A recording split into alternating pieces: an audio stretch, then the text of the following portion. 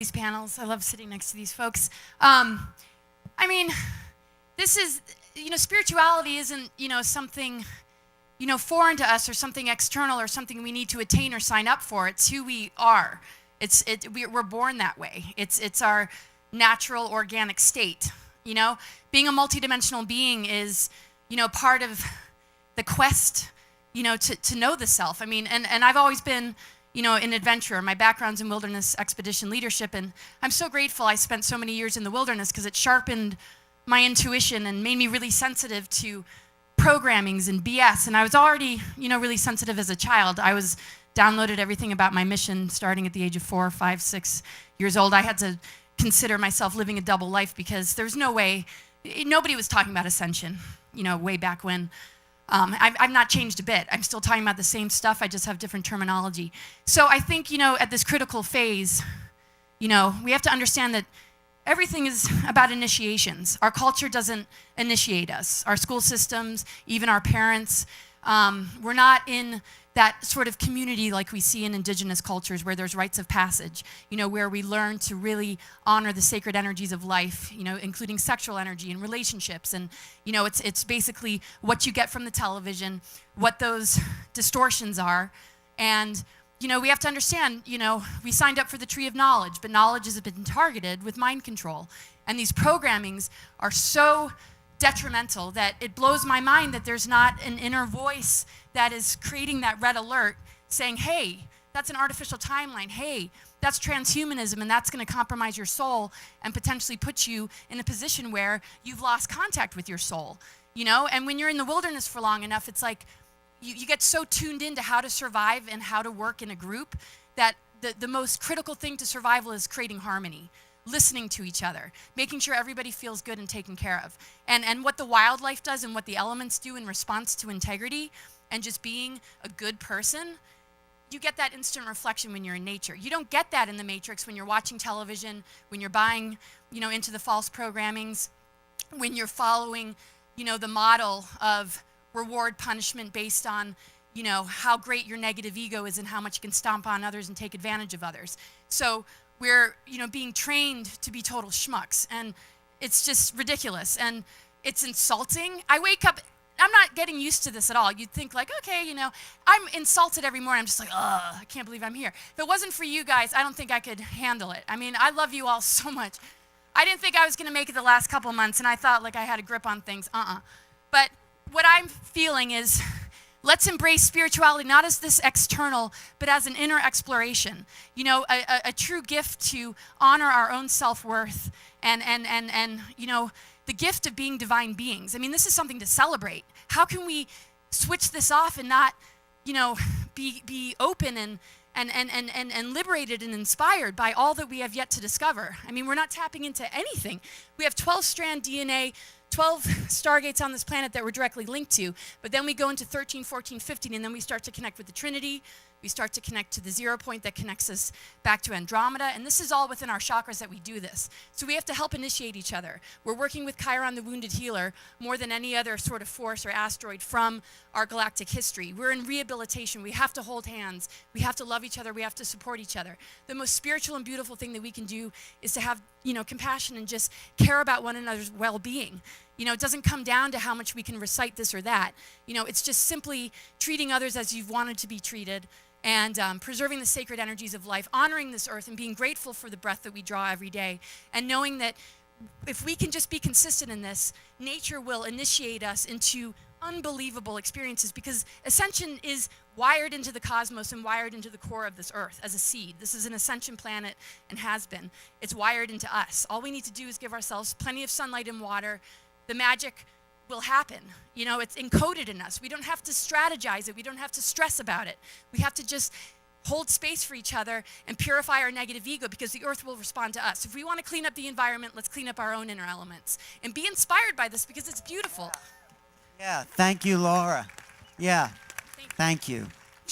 James, talk about your experience and the beings that you've been in touch with.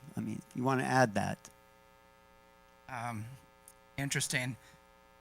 Part of me sitting up here, I just want to say I'm just a big distraction, and this is all internal. and we don't know how to go internal. We've been so focused on the external for so long that we don't have a clue that we are multidimensional beings existing on a vibrational continuum. And we're not just this body and this personality. We do have a body, we do have a personality, but we're a spirit, and that spirit is a multidimensional spirit. And we have friends in the cosmos that are returning now to help us, to remind us. And the only difference between us and these ultra-dimensionals is that we all exist in the unified field of consciousness and energy. They just have more access to us. They've gained that access, and we can do the same thing. And so the one consciousness that encompasses all consciousness on all planes and dimensions throughout the multiverse is right here. It's within each and every one of us. But if we focus on the body and the personality and being victims, and something out there is going to get you, and you're not stepping into your power, you're not stepping into your self-authority, and you have the power within you to set boundaries and deal with these beings, and you have friends out there that'll help you if you're going forward. And so the experiences that I've had just recently, we have these ninth dimensional Anunnaki beings showing up, and they never fell. They're aligned with universal law. And the lion beings are returning, which were the protectors of the gods. And these are 17-foot tall beings that are depicted in statues. My experience is I experience these things firsthand, and then I do the research. I do things a little backwards, and I find out these things do exist, they have existed, and they're in our ancient history. So right now we have a golden opportunity to step into our power, wake up, remember who we are, and step out of any of these victim roles and set some firm boundaries.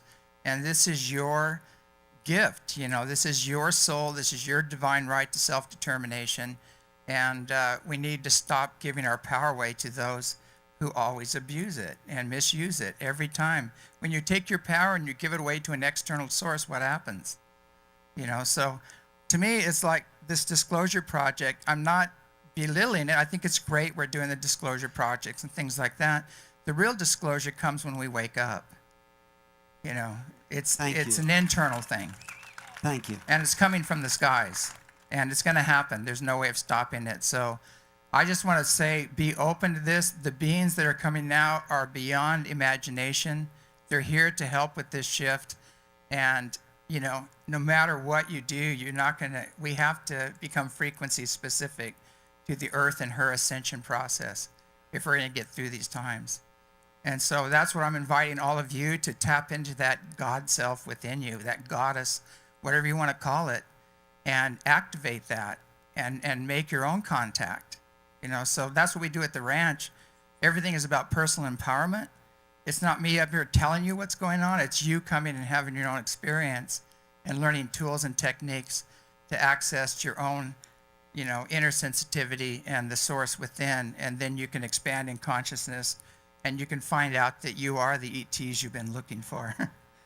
So all of you here in this, you wouldn't be here if you hadn't had incarnations in the Pleiades and the Andromedas and the Orion Counts of Light and all these other beings, Arcturians. You wouldn't be here if you didn't have access. You're trying to remember. And that's what I'm saying. I'm not your guru. I'm just here to remind you of what you already know within. And it's very important to remember that. The guru is here. And get out of fear, get out of all this, step into your power, remember who you are, and we'll turn this planet around. And it's all about planetary liberation right now. That's what all the beings are involved with. Yeah. And it's happening all the way down to the physical right now. Yes. Tricia, you had something to add? Yeah, I really wanted to just respond to some of the things they were saying. One of the things this last year I've been immersed in a book called The Landscapes of Heaven, which is about our experiences on the other side, people who have died and gone over there. And you guys know those stories are that you go through the dark tunnel and you meet this incredible being of light that some people think is Jesus, some people think is Mary or Buddha or whatever. One of the things that I came across in the Tibetan Book of the Dead is they talk about the fact that this is actually us. This is our true self, that there's a large portion of each of us that has remained in these higher realms, that is that angelic being of light. And that we choose to take these crazy incarnations down on the roller coaster ride of planet Earth and whatever other planet in the third dimension, in the fourth dimension, in the fifth dimension, to have these experiences. And so at the end of every lifetime, the question that being asks us, which is ourselves, is what did you bring me of value? Who did you help? Who helped you? Who did you love? Who loved you? What meaning did your life have? What did you learn that you can bring back to me? And me is us. We are those beings. Many of us have not only come from the stars and came here long ago to try to help this planet, and here we are, we've been going at it for 10,000, 12,000, 20,000 years. My Lord, how long does it go on? But we're also, some of us are running concurrent lifetimes in the fourth dimension or in the fifth dimension on ships. And we may get glimpses of these in our dreams or meditation and think we're just crazy. But in fact, we're really not. Who is down here is only a portion of who we are. And the sooner we can sort of wake up to that and be walking in our angelic divinity, the more we will transform our lives and the planet. Yeah, and I think Whitley wanted to add to that. We'll ask another question. Go ahead, Whitley. I just wanted to add a couple of things. First, I was struck by James's mention of gurus, and I've often noticed that in this group, our world, there are people who come along in it, usually from the outside, who've never really been involved in it, and try to become gurus, and it never works, thank goodness. Let's keep it that way. We're all in this together, and one of the most, as I said in my first little talk, important things I learned is that we're all equal. We're all equal. Now, the other thing I wanted to mention is that we have a kind of unconscious shorthand about intelligence and consciousness. We equate consciousness with intelligence.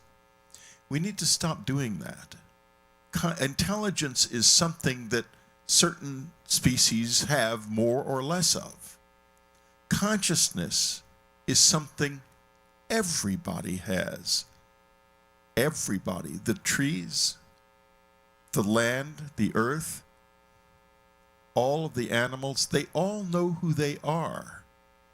And we are a little different in that we are on a trajectory of discovery. They all just know. But remember this, when you think about consciousness, it's different from intelligence. And it's a very wonderful, mysterious presence. You know, we always say, well, we need to love the earth, but do you know you can turn it around? It turns out the earth loves you. The earth itself is conscious, vividly, immediately conscious. And you can partake of that. You can let yourself be loved by the earth. And it is just a marvelous experience. You have no idea what a good mother we have. Thank you. Thank you. So I think there is this agreement about transformation that is happening at this moment. And here we are at a very kind of avant-garde event at the forefront of consciousness. We have an incredibly intelligent panel with an amazing audience that is open and willing to go into the unknown. How do we bring us all to that next step right now? How do we make it really practical as opposed to talking about things we've known and things we've seen? How do we take it into the future, into the moment? That's my question. Wait, Trish, you had an answer? I have 1 minute to answer that question. Sure. It's an exercise to balance your brain. Would you guys like to know that exercise? Sure. Because the more your brain's balanced, the sooner your third eye will awaken, and the more access you'll have to the inner realms. So you take your left hand and you put it at the back of your head like this. So we're going to go through a sequence. There are 4 movements. 1, 2, 3, 4. Okay? So it's the midline that connects the 2 hemispheres. So then with the right hand, and I have to put this down so hopefully you can hear me or see me. we're going to tap. I'm going to hold that, and I'm going to tap, spread my fingers like this, and we're going to tap the head, and we're going to breathe in. So the breath anchors it, and then we're going to do it. We're going to tap the heart. So it'll look like this. Breathe in. Tap, tap, tap, tap, tap, tap, tap. Heart, heart, heart, heart, heart, heart, heart. Breathe in to anchor it both places. Move your hand up to the next position. Tap, tap, tap, tap, tap, tap, tap, tap, tap. Tap, tap, tap, tap, tap, tap, tap, tap, tap. Breathe in, anchor it. Next position. Tap. Breathe in, anchor it. Breathe in your heart, anchor it. And then when it gets to here, you just have to kind of reach back behind. Tap, breathe. 1, 2, 3, 4, 5, 6, 7. 1, 2, 3, 4, 5, 6, 7. This will connect your two sides of your brain and your heart. And this helps vets, especially. A lot of these vets that come back, they've gone through such trauma, or even people who just fall. Their right side, the left side of the brain, the masculine's on, and the creative feminine is off. So they can't figure out how to do their lives from just the limited structured masculine brain, which only helps us within a certain confine of knowledge. So this is something you can do for yourself to start activating your brain and connect your head and heart. But if you know any veterans, there are 2,500 veterans that kill themselves every single month. That's incredible statistics. Share this with anybody in any trauma, and it'll really help them. In a matter of a week, they'll come out of the trauma, even days. It's very powerful. Thank you. Thank you. You know, thank you. I just wanted to go back to that question of how do we move from this moment into the unknown, into something we don't know, into something we can formulate together. Everyone's sitting here, everyone's sitting there. How do we crystallize this moment? Yeah. We got to really drop the judgment about our processes. You know, I mean, we're going to go through stuff. We're going to feel anger, you know, even depression.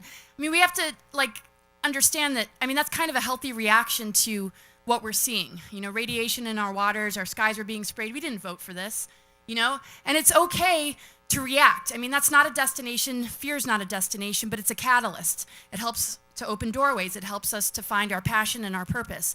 We all have a similar purpose. You know, there's no one being that's got a greater purpose than another. We're all here to be authentic. We're all here to be true to ourselves. We're all here to be examples. We're all here to activate each other. And we can be the greatest leader by just allowing ourselves to expand into our multidimensional consciousness, because that activates others. So, you know, just devoting to that in a single week, you can change millions of souls around you, just like the Hawkins scale or the power versus force, David Hawkins. You know, 500 and above, if your frequency is based on logarithms, you can offset millions of unconscious people by holding a vibration of 500 and above that goes all the way up to enlightenment. Well, we're already enlightened. We're enlightened, but we're taking care of the garden. We're having to do energy maintenance. You know, things accumulate, and if we don't clear it, and if we don't compost, and if we don't throw stuff out and put it out on the curb like we do in our physical world with things in our mental, emotional, and spiritual bodies, you know, that junk is going to block up our creative channels. We're going to be operating off of other people's projections, and we're going to be, you know, holding, you know, whatever propaganda we see in the news. We have to be the script writers. We have to be empowered and say, what future do we want to write? Our creative channels are ready to manifest anything for us, but it is needing our instructions. It's needing our dreams, our visions, our goals. And once we're dedicated, we formed a relationship. You know, everything is a love story. This whole creation story is a love story. And so, as I said earlier, it's like we got to divorce the imposter and be in a true love relationship with creation and answer to that relationship, answer to the earth, answer to yourself. You know, stand up in integrity. Don't be afraid to admit, you know, error, you know, and I like to be transparent and admit all my flaws and struggles, because, you know, why not be comfortable with it? You know, we got to cut ourselves a lot of slack. I wanted to make a t-shirt. I'm doing the best I can on a planet infiltrated by Draco reptilians. Come on, like bumper sticker, like I don't care what a freak I look like. I don't care what anybody thinks, because I know that the foundation I exist upon is love and devotion and service. People can take it or leave it. I'm not here to waste my time on letting those projections get to me. So drop the judgments. Let's all hold hands. Let's cry in each other's arms. Let's get pissed and turn that fire into passion and make real change happen. Thank you. Graham. Yeah, here.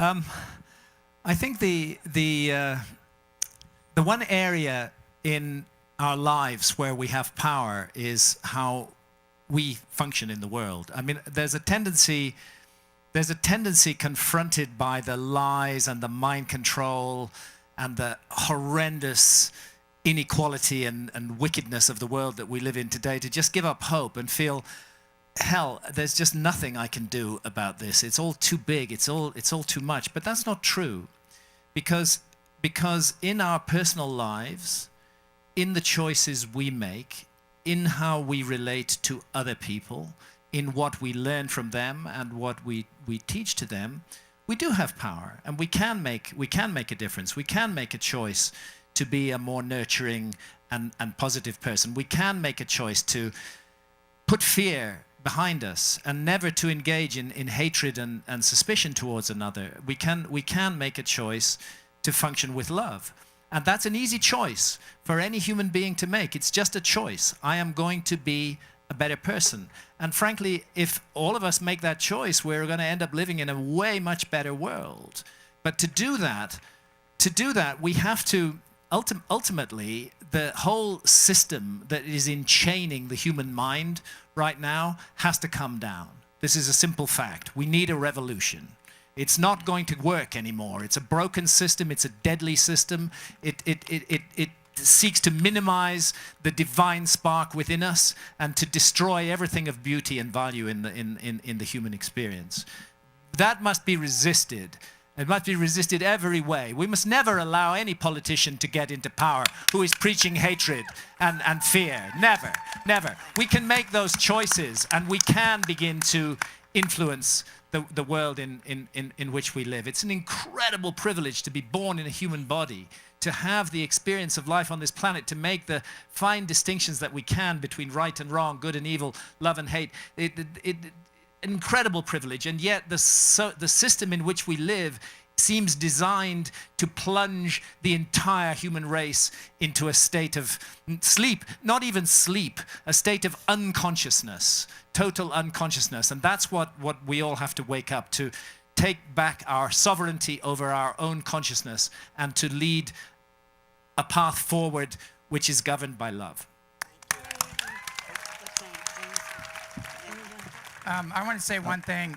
I really want to shout out to Laura and the women on the panel here, because they've really gone through hell and stuck it out in a men's program where they've just been totally chastised and minimized and everything else. So thank you so much. Give a standing ovation for the women here that have stuck it out.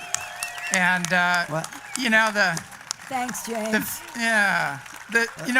The whole imbalance. We got a standing ovation. Thank you. Oh, look at that. There you go. All right.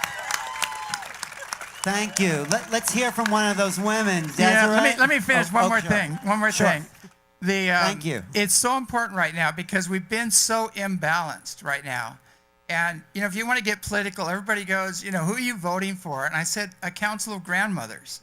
You know, and they go, well, we want a woman for president. I go, there isn't one running. You know, it's like, come on. Like, so, you know, what is a woman? What is the nature of a woman? I mean, women do not send their kids to war. They love the family unit. They keep it together. You know, the Earth Mother, you know, let's get the divine feminine back on track. It got hijacked. And it's so important right now to give it a voice, to support that voice. And men, you need to learn to cry. You need to get in touch with your own feminine energy and get balanced again, because there's no power in the intellect. The intellect is a drop in the sea of consciousness. We need to get in touch with the feminine. The feminine is subjective. It's open to spirit. We should be subjective to spirit, bring that information in objectively through our male side, act it out. We're completely opposite. And so if there's anything that we can do right now to turn this planet around, is to really support the influx of this divine feminine energy. These beings that are appearing to me are almost all women. They're goddesses. They're unbelievably, when an 8-foot tall being appears to you and she's this goddess in her, you say, yes, ma'am. You know? You don't challenge it. You don't argue with it. You don't have an intellectual program with it. You say, yes, ma'am. You become subject to it. You listen to them. And so it's so important right now to honor the divine feminine now, bring back that balance. And most of the beings that are coming in now have that feminine energy. And most of the contacts, believe it or not, are feminine because we don't go into flight or fight and things like that. So it's a major energy. So when we get in touch with our feminine nature, get balanced, then we're primed for contact. That's when we're going to have the contact. So again, I just want to thank the women that have stood up on this panel and have gone through the test of time. And we have a conference at ESETI, and we always make sure it's balanced, and we try to get more women than men because there has been such an extreme imbalance. But anyway, that's something I felt really strongly guided to say. Let's hear from the woman. No, thank you, James. Thank you. So what is that feminine energy? And of course, as our friends have said, it is the power of love. It's the power of understanding. That's also a feminine aspect, even in the Kabbalistic tradition. And it's the power of caring. And that's something even Whitney had brought forth, caring and understanding. But what we are doing right now, and to answer Alan, I believe, is we need to simply shift our consciousness to see ourselves as those beings with love, caring, and understanding, and to realize that we are a part of a greater universal consciousness. That's the key. If we think we are individuals stuck here right now, we limit ourselves. That's the intellect talking to us. If we open ourselves and realize, and we've done this with the power of remote viewing, scientists are telling us about the power of non-locality, how things are all interconnected throughout not only this world, but the whole universe. When we use that conscious power, that we are linked together as one. And this is a scientific thing as well as a loving feminine aspect. We understand who we are, and we know how to communicate through thought, just like the extraterrestrials shown us. A lot of the reasons they're here is to show us how we can be that greater, more powerful being as we go off this planet, whether we do it within ourselves, whether we never see an extraterrestrial at all, but just know that they exist, or whether it's something that we are empowered to literally, as Tricia said and others have experienced, to go into the stars. The greatest thing you experience is that greater understanding and that love. That power of the divine feminine is present in the universe. Thank you. Whitley, did you have something? I call that Sophia Rising, and Sophia was the name of the goddess of wisdom in both the Greeks and the Jewish tradition. And actually, you know, Christ talks about the fact that he cannot return until the divine feminine is reinstated in the world. And this is, of course, one of the reasons why the crazy patriarchy has turned that terrorist group ISIL into ISIS. They don't even call themselves ISIS. That's a name that they were fed, the media was fed to use in order to basically plant that seed of fear and terror around the divine feminine energy. And it's just crazy making. You know, once you start finding out about all this hidden history that has really been suppressed, and that's part of the reason why, even though I've been speaking in the UFO field and ancient aliens and all that stuff for all these years, I bothered to take the time, being born in the fundamentalist Christian South, yep, with the fundamentalist family, a fundamentalist preacher brother-in-law and sister, where I've seen so much, you know, judgment and separation in the name of that beautiful being that we call Issa or Jesus. I mean, so much. 50 million people killed by the Inquisition. 50 million people. They were heretics, where witchcraft didn't exist until the 1200s. Then after that, they were witches. Basically getting rid of people like us who were asking the questions and who were able to connect their consciousness to plants, to stones, to animals, to the cosmos. Very sad. So I bothered to write a book about that. So, and also one other thing I wanted to say is 10 days before I came to this, the Galactic Council came and said to me, so many people who are in the UFO field fear the aliens. They're scared of them because of all the crazy gray stuff and the abductions. And of course, people have gone through that. It's completely understandable why they would be scared. And they said, that's not what we're here for. Please let them know that. Would you please make a name tag? So I made these little name tags. They're say Galactic Federation Ambassador. And that's what we are. I only have about 90 of them with me. That's it. But anybody who considers